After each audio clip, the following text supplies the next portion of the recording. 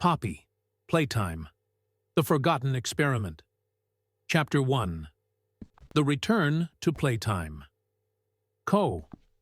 The factory had been abandoned for years, yet something inside it still breathed. The towering walls, once filled with laughter and the sound of tiny feet running across polished floors, now stood in eerie silence. The only sound was the soft hum of flickering lights and the occasional creak of shifting metal. You stood at the entrance, flashlight in hand, staring at the Playtime Company sign hanging above the rusted doors. It had been a decade since the factory shut down, but after receiving an anonymous email with the subject line, "You need to know the truth," you had no choice but to return. Attached was a single, blurry image, a hidden door in the factory, one that had never been mentioned in any reports. Taking a deep breath, you stepped inside. Chapter 2.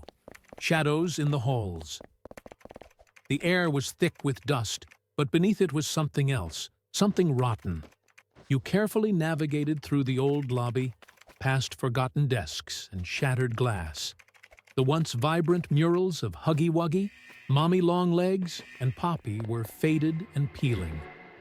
Then you heard it. A whisper. Not words, just a shuffling sound, like something moving behind the walls. You gripped your flashlight tighter and pressed forward, guided by the image from the email. The hidden door was supposed to be somewhere near Production Hall B. As you turned a corner, your beam of light landed on something familiar. Huggy Wuggy. His lifeless body slumped in the corner, his fabric torn, his once bright fur now coated in grime. You exhaled, forcing yourself to move past him, reminding yourself that he was just a toy. That was when his head twitched. Chapter 3. The Hidden Lab. You didn't stick around to see if Huggy Wuggy was really dead. Instead, you ran, heart pounding, until you found the door. It was almost invisible, blending perfectly with the metal walls. You pushed against it, and to your surprise, it slid open with ease, revealing a staircase leading downward. You hesitated. This wasn't in any blueprints. No one ever mentioned a basement. But you had come too far to turn back. Descending the stairs, the air grew colder. At the bottom, you found yourself in a long, sterile hallway. Unlike the decayed factory above, this area was pristine, untouched by time. It was a lab. Rows of glass tubes lined the walls, each containing failed experiments. Some resembled Huggy Wuggy, but with extra limbs or distorted faces. Others looked almost human. Then you saw it.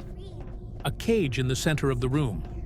Inside was a toy unlike any you had seen before. It was humanoid, but its face was disturbingly real. Unlike the soft, stitched features of other toys, this one had skin, or something like it, stretched over synthetic muscles. Its eyes snapped open, locking onto you. "Who are you?" it whispered. Chapter 4. Subject 1. 3. 1. 3. You stumbled back, nearly knocking over a shelf of rusted files.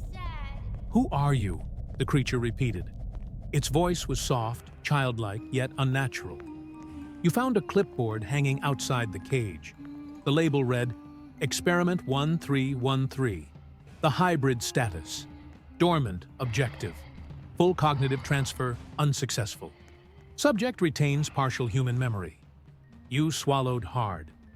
"You were human?" you asked, your voice barely above a whisper. 1313 tilted its head. I think so. I don't remember everything, but I know I wasn't always this." You flipped through the old files, scanning hastily written notes. Dr. Elliot Ludwig's final project. Attempting full human consciousness transfer. Subject resisted. Process incomplete. Dangerous. Do not release.